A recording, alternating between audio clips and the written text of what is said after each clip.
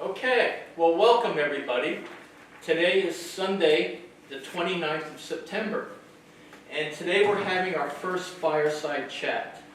We're going to talk about issues that are of concern to the community.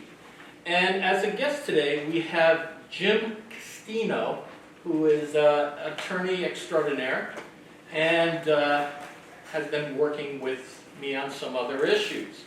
My name is Ed Fredericks. Over here on the side is Janet Eisenhower. So welcome and thank you for joining us. Jim, today what we're going to focus on is the CCR Addendum. So Jim, you've had time to review this document. Would you like to just start off by giving us your, how would you say, your view in a nutshell on this document? Let me start out by giving you guys a little bit of background on myself. I've had my own law practice since June of 1993. I've been a licensed attorney in the state of Tennessee and now the state of Florida since 1984. So I've been doing this for about 40 years. For probably the last 31 or so years specializing in homeowners association litigation. So this is really in my bailiwick. And most of that has been in the litigation field, so I like to do a lot of trial.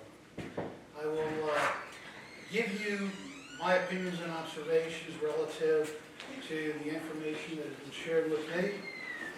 I would ask that if at any point in time anything is unclear to you, you'd like some clarification, or something I have to say prompts a question in your mind, don't be bashful. I want to keep this casual and conversational. Just raise your hand. I'm delighted to recognize you. We can take your question at that time, and I'll just pick up from that point forward. I do have some notes, so I have some structure to my presentation today, but I do want to keep it open and casual for everyone to be able to ask whatever questions they want to. There are no foolish or stupid questions. If you leave here without asking a question, that's pretty foolish and stupid, because we want you to be as educated as possible, and this is an opportunity for you to get clarification, at least from my perspective, on the deficiencies that I perceive in the particular efforts that are underway here to get this declaration amendment passed. What do I think of this declaration amendment? I've had a chance to study it for a couple of days now. I will tell you this, in my judgment, no reasonable homeowner within the plantation would support this. And I'll give you three principal reasons why I feel that way. Number one, the homeowners here have just not been given a sufficient amount of the financial data, the raw financial data, in order to be able to properly assess historically the performance of the golf courses, the LLC, etc., to be able to track that month to month, year to year, to be able to ascertain the reasons why we're in this predicament yet again, and why it seems to be that whenever there is an imminent crisis, there's this rush to get another amendment passed, or special assessment passed, and it needs to be done right away.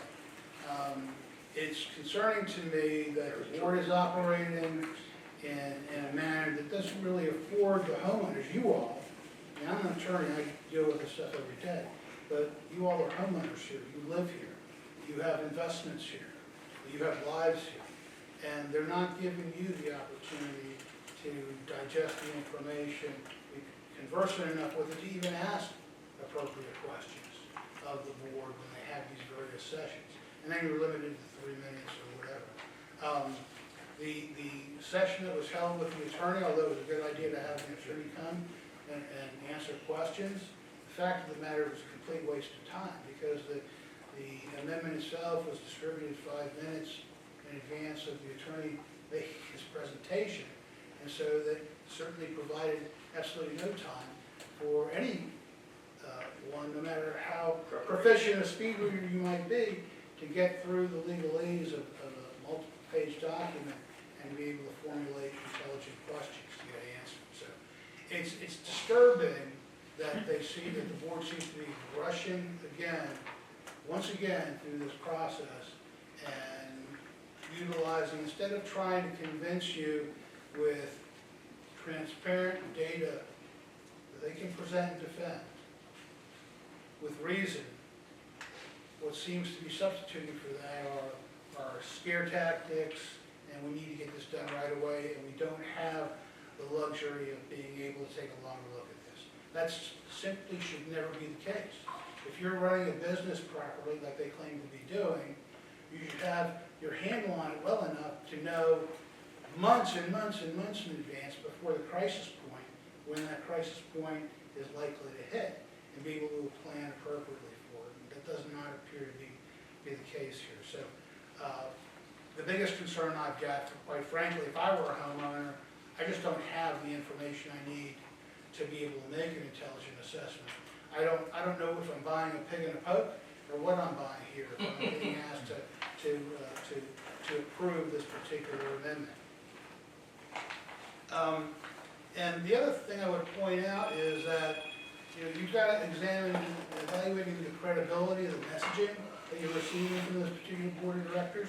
You've got to look at the credibility they've established by their actions, okay? Reluctant to judge anyone's temperament or personality or what have you, character, but we can all judge their actions, right?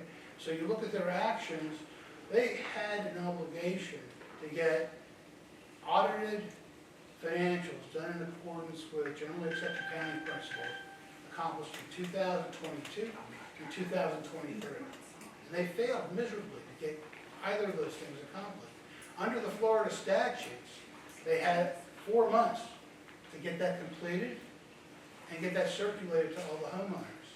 Here you're over a year in 2022, and then on the 2023, they're in excess of 6 months now, behind the statutory deadline for getting there.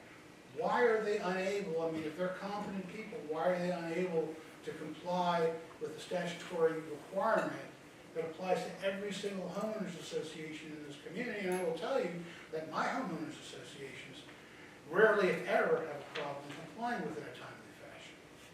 So evaluate that. You need to evaluate that in assessing the credibility and the completeness of the financial information and disclosures that have been made to you. I wouldn't know if I were a homeowner voting for this, and you still don't know, from what I can ascertain, what your proposed cost is going to be for your assessment in 2025. You certainly don't know what it's going to be in 2026, 2027. They haven't done those pro formas to even give you an indication into that. They're just basically saying, we're trustworthy, trust us. And unfortunately, that's not the way business should operate, especially given the track record as I've described. It's interesting, Jim, that also the story seems to change every time we meet. It's been $15, it's been $10, it's $25, it's going to go up to $165, $185.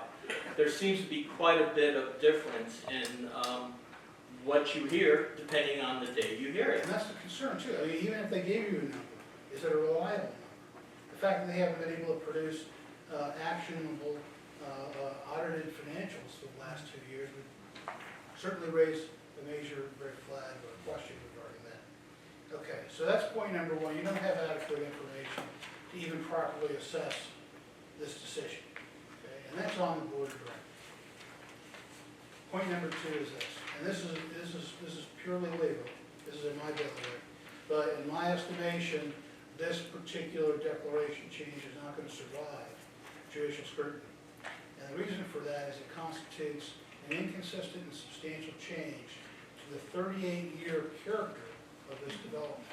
If you go back to the very first declaration that was recorded, I think in 1986 by the very first developer, and through every iteration since, every single declaration made clear that the assessments to be generated from homeowners were to be utilized for the maintenance, repair, improvement, and replacement of the common areas.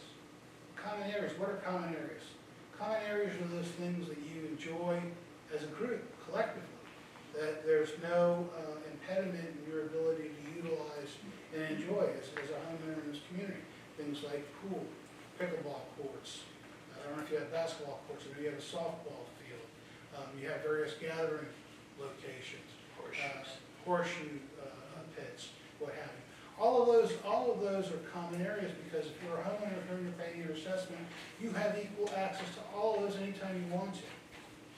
It's not so with the golf courses. Golf course, they're asking you to pony up some money, but you get nothing in return for that. You don't get a free round. You don't get any benefit whatsoever from that. And in fact, it's emphatically declared, even in this particular document, That we have no rights to the, let me just pull it up really quickly, I think it's in section 2.5, yeah.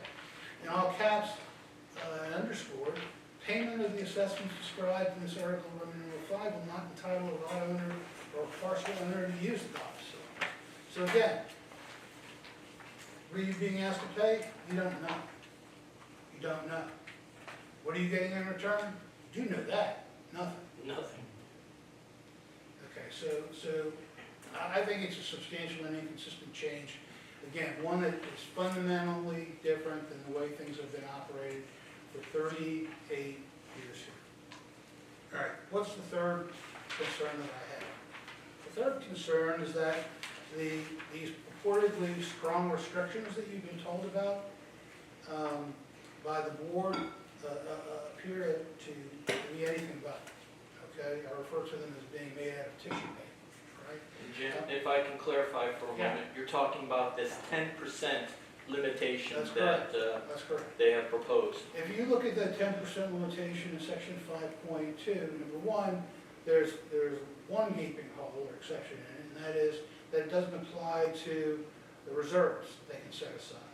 So even though 10% of the annual assessment purportedly is going to be capped as to what can be allocated for the golf course use, it's not at all capped with respect to the reserves and the deferred maintenance charges that you can be charged. So if they decide, and by the way, 10% of what? They could raise, there's no limitation on their ability to raise the budget. So if they want to raise the budget by 50%, okay, and you're paying essentially then 15%, right? Instead of 10%, they raise your budget by compared to what you would be paying otherwise. What's the other point I wanted to make with respect to that? Also, there are multiple, I'm kind of surprised that there's a lot of conflicting verbiage in this document. This is the final document. I would have thought they would have been able to go through the document more carefully and winnow out some of this conflicting, confusing verbiage. I see in multiple locations this phrase that says, regardless of anything else to the contrary, in this document. I'm sure you've seen that as well. This applies. Well, let's take a look at one of those examples. In section 2.5, some of you may have your CCR amendments with you today. That CCR amendment. You're referring now to a paragraph that has been posted up on the store and has been sent out in an email. We call this, what is it, the tissue paper paragraph. This is a captioned golf facility, and I'll read it aloud for those of you that don't have the document with you. It's not that long.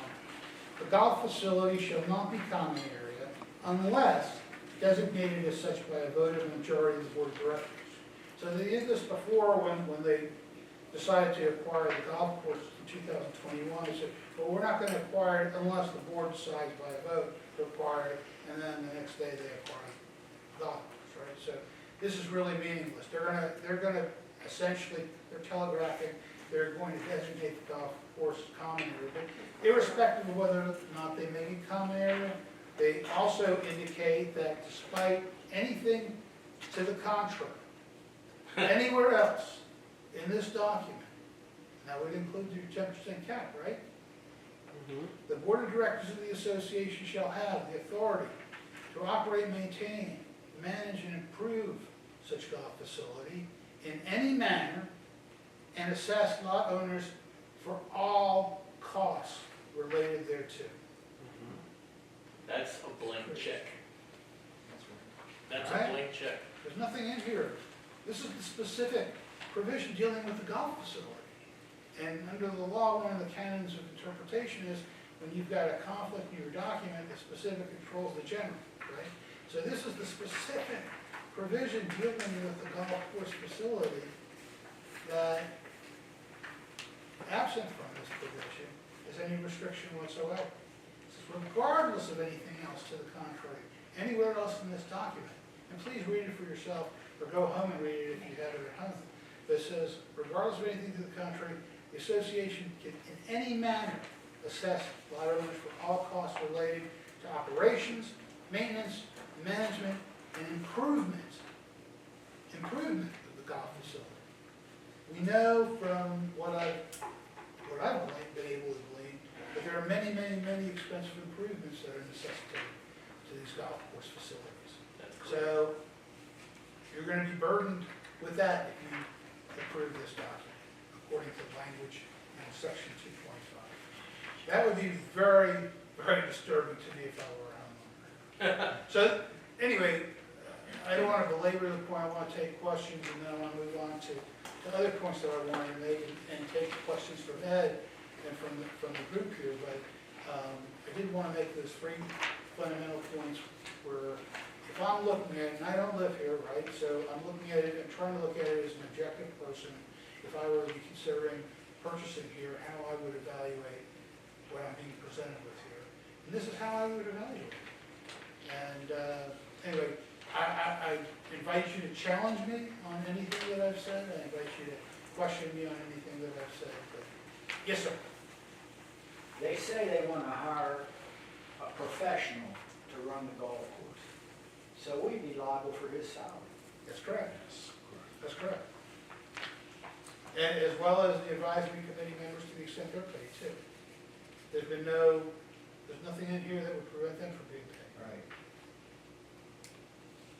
So that would be seen as just an expense and For the golf course. for the golf course, and that Correct. would, according to this document, According go to section the 2.5. lot owners. That's right. Wow. That's your 2.5. And that could be $150,000 if they hire somebody as a first class professional. Yeah. Doesn't sound unreasonable to me, but I don't know that market, so I don't want to say. Well, I don't either, I'm guessing. Yeah. Yeah. I would think it's, The board is made up of 5 members, Yes, sir. so if there's any repairs that need to be done, 3 members of the board could dictate this. It applies to everybody. That's correct. And the other thing to point out, and I meant to mention this and I overlooked it, is that from what I understand, there's like 120 active members in the golf club. When you crunch the numbers, that represents 3% of this community. that's Three right. 3% of the That's community. And I'm sure a lot greater percentages of the community utilize the pools and the gathering places and all the other common areas. But whether they do or don't, they knew going in, when they purchased their home, that they were entitled to use them, and they would be responsible to pay for them. They knew that.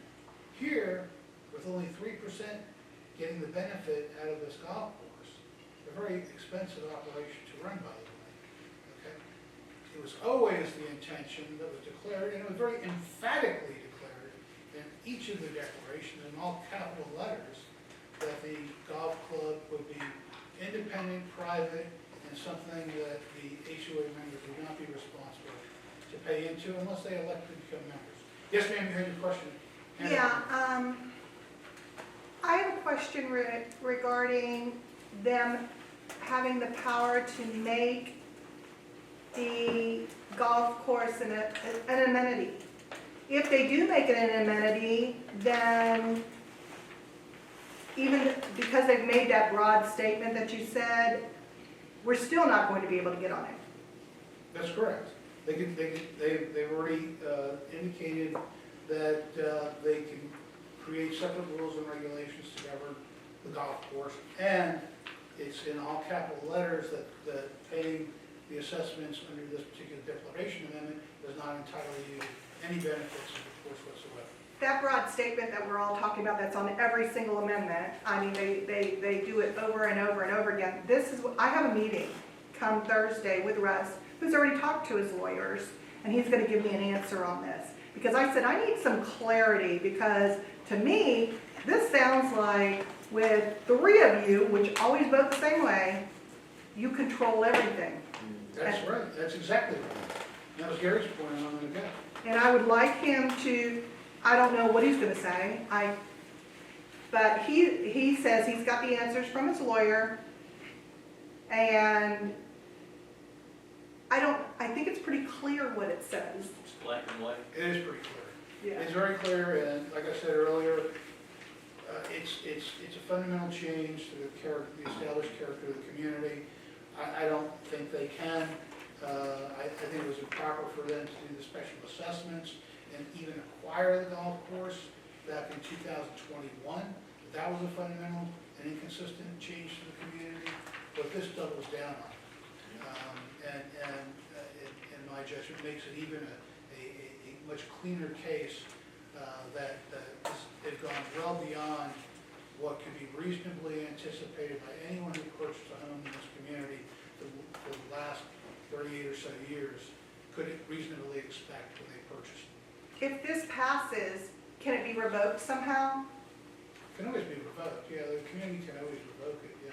No, what I'm saying is for whoever the powers that be say, okay, that's illegal. You can't make Yeah, a Ross that's take that's part of the lawsuit is that we're challenging that, so we're asking the judge to give us a declaratory judgment that says this is improper and illegal and has to be on line with the test. That's part of what we're asking. But she's asking about this new CCR. Yes. Does the lawsuit, is it an umbrella that also covers this vote of the CCR, this change of the CCR?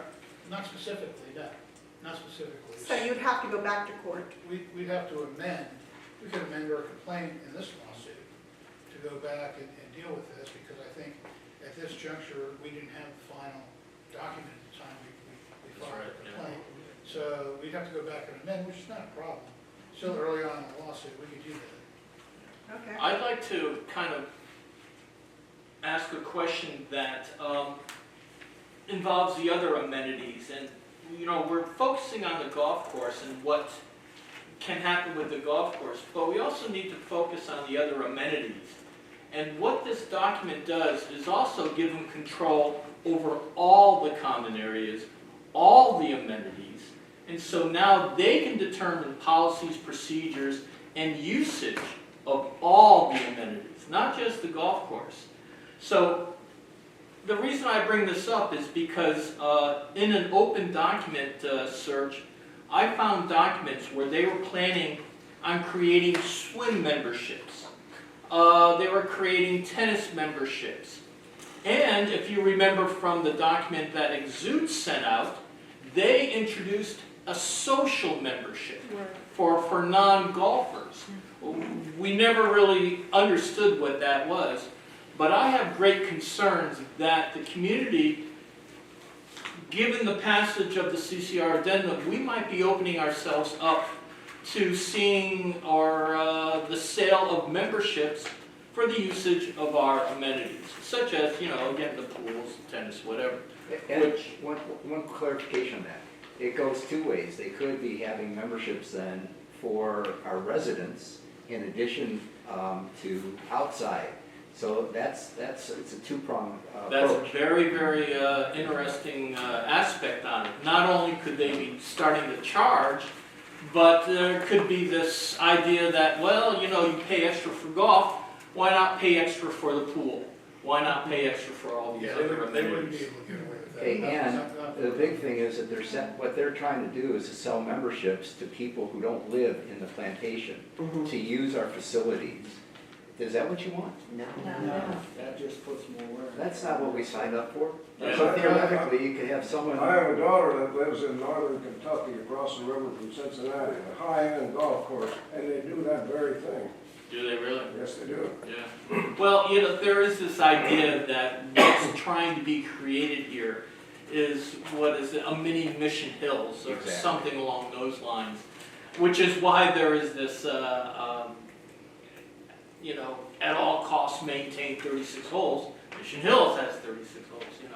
That might be anecdotal, but, you know, That's another point, you just triggered in my mind that I wanted to mention, is that another thing that you would expect the board of directors to do if they were offering you several choices to consider, is they give you the option to consider maybe closing down one of the 18-hole courses and retaining one, seeing how that fared. If they were able to get that operating profitably, They then won't maybe. do that.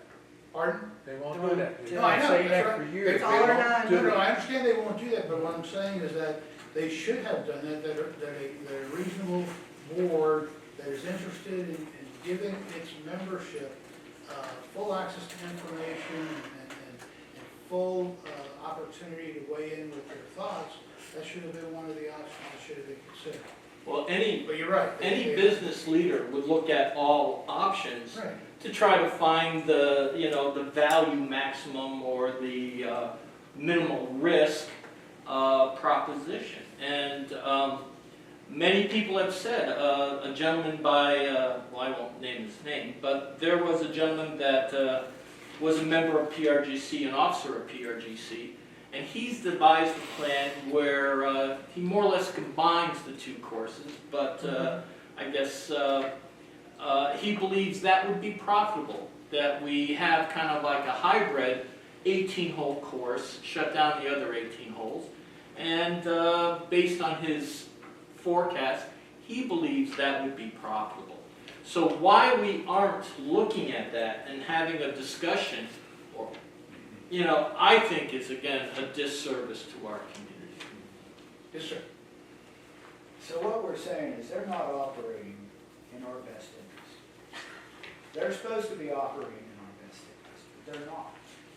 That's, again, you're asking me to weigh in with my opinion. I would. That's how I see it. Yeah, I'm not gonna. Do we have the power, Yes, I would tend to credit that. do we have the power to put them out? Yeah, you do. The board, any board of directors can be recalled. It's difficult to do, because you're gonna need to have a majority of the community recall. Remember the 14 and 11 votes that were required for special assessments? You need that same number.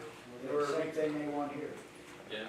Yeah, you need the 14 and 11 homeowners to withdraw. As far as I can see it, they are not operating in our best The interest. problem with recalling boards and the problem with fighting efforts like this is that the boards have the assets. They have the deep pockets. They have the messaging. They can monopolize the messaging. And that's exactly what's transpired. We're trying to chip away at that, right? Here, with this video, with other things that are being shared, so that the community can get a fully orbed appreciation of the arguments both pro and con. But yeah, that's a major problem. They control the messaging, and they can paint it as flowery as they wish to. Comes right down to it, they want to control us. Pretty much, they want us to. When you have three people making decisions for 2,800 homes, probably in excess of 4,000 homeowners. I think given how they try to control the narrative, yeah, and how much they really seem to fight anybody else's point of view, I would agree with you that, you know, they are trying to control. I mean, that's their modus operandi. Yes. I would go further to say too that there is a dominant personality, and that I think really influences the decision-making of the board. So even though there is a majority required in the documentation, I would suggest that a very dominant personality controls that majority as well. Yes. Well, can you tell us what the repercussions are of closing one of the two golf courses? Will housing prices be affected as dramatically as has been presented by the board? No, that's one thing, in fact, that's been researched by one of our homeowners and has verified with the Lake County Property Appraiser's Office. And this is a gentleman who's a residential property appraiser manager by the name of Mr.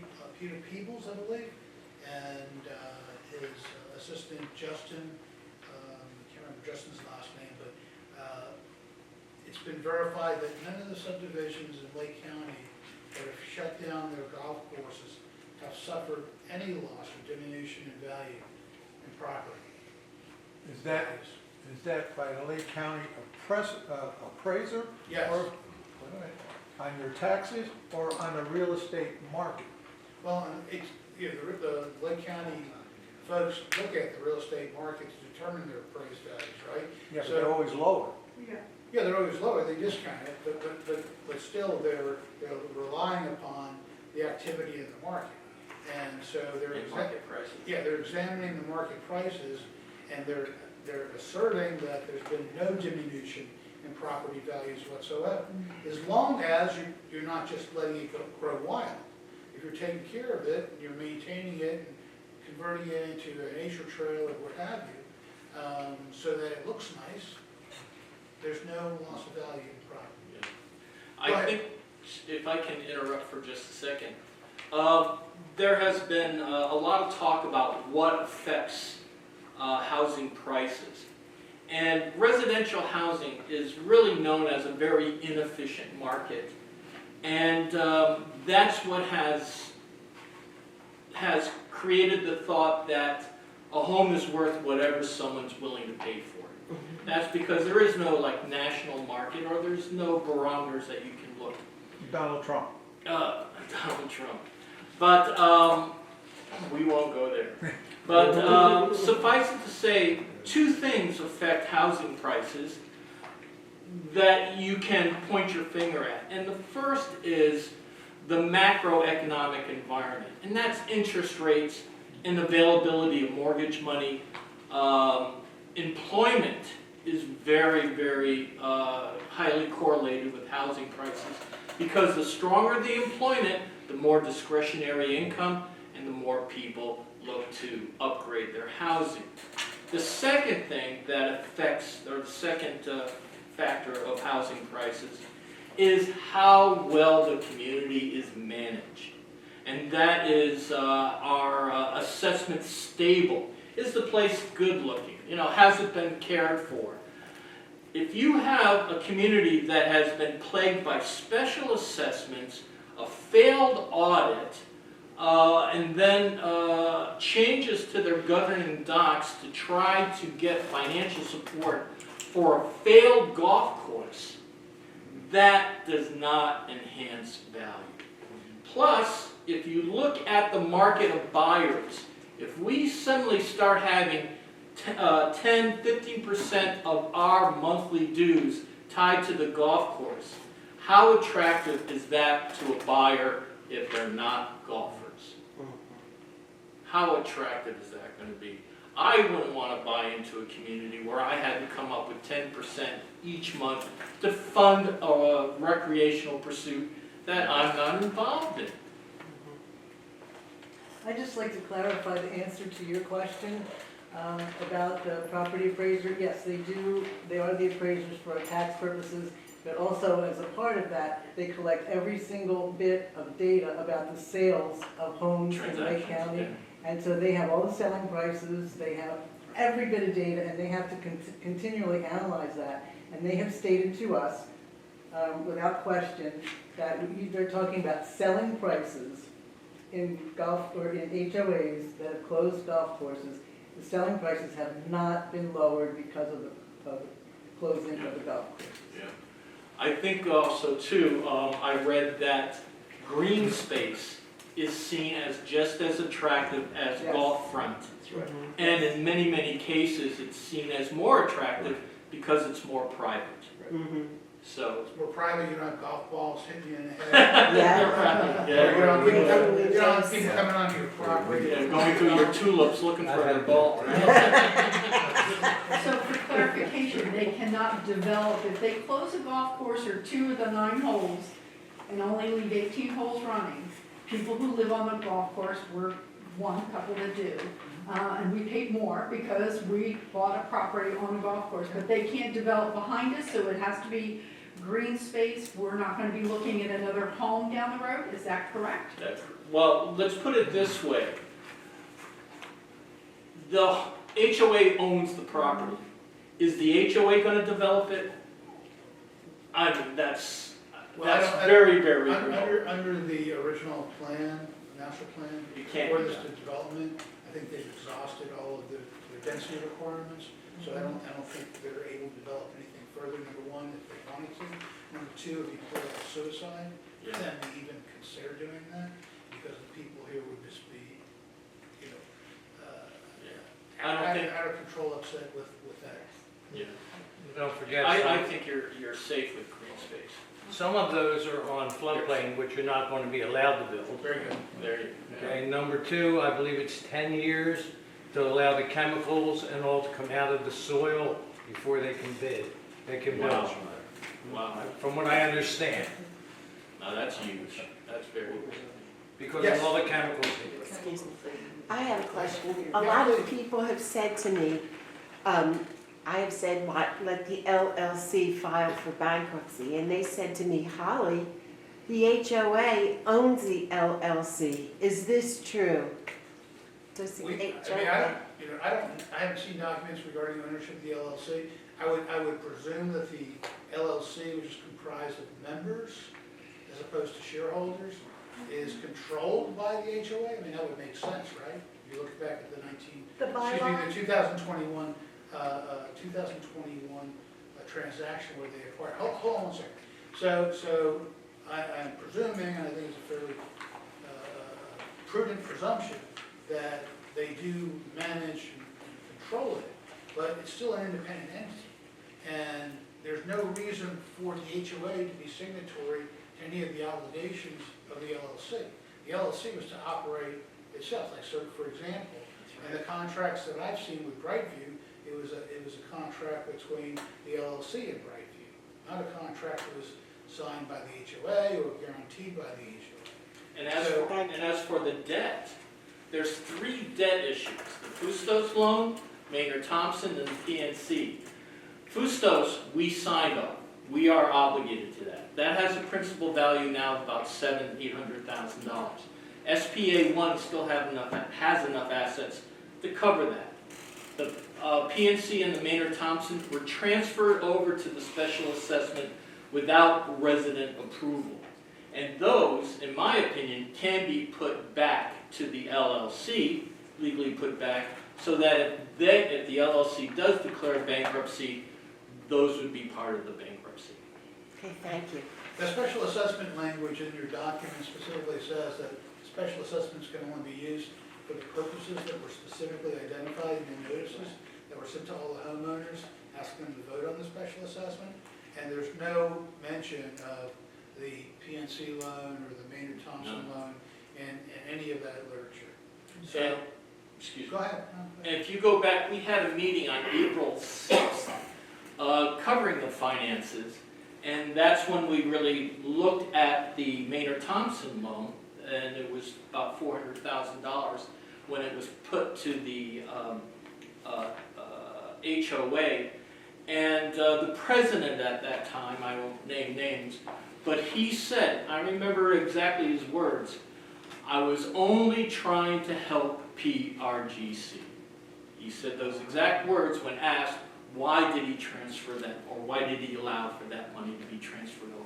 Why did he sign it? The other thing we know for a fact, because the HOA has admitted it, is that it has been paying for LLC expenditures. They've been paying bills that are LLC bills. They have no authority to do that whatsoever. So they've been flagrantly ignoring the restrictions on them under their documents. And they've been paying landscaping bills, they've been paying insurance. I mean, these are big dollar bills, right? Significant expenses. So, Is you that- had your hand up in the back there, I want to make sure I get back to you, and then I'll get to you, sir. no, I was just gonna tell Holly, in the bylaws of the LLC, we are the sole member, Okay, the sole member. thank you. What does, oh, Yes, sir. we are? When you said the HOA board is paying the LLC bills, Yeah, is that this board or the previous board? this board, This board? this board. And the previous. Yeah, presumably the previous boards. I haven't seen it going, I haven't looked that far back. All right. But I presume this is not a one-off, this has been going on for quite some time. They've acknowledged it on several occasions. In fact, even in the recent presentations, I remember Russ Roberson acknowledging it. So it's in writing in one of the Q&A documents that's attached to our plan. So this has been happening for quite some time, where the LLC simply hasn't had the funds to pay their own bills, and the HOA's bail them out, even though they have no authority whatsoever under their documents to do that. And did not come to the community to ask for permission to do that. That's a key point. That's a key point. Terrible. It's in many respects, it's a runaway train, that is not operating Looking according out for to the special rules interests. that they require you all to abide to. Okay, there's one or two more, then in order to keep this video manageable, we should probably terminate, or we should probably close Go it ahead, down. The question is based on the amendments we're giving them and the money that they want each month. Could they still take a loan out against that money, extra money they're getting from us? They can always take a loan out, yeah. So in other words, they could just take a loan out, then we would be charged more to pay for the loan. Yes. Yeah.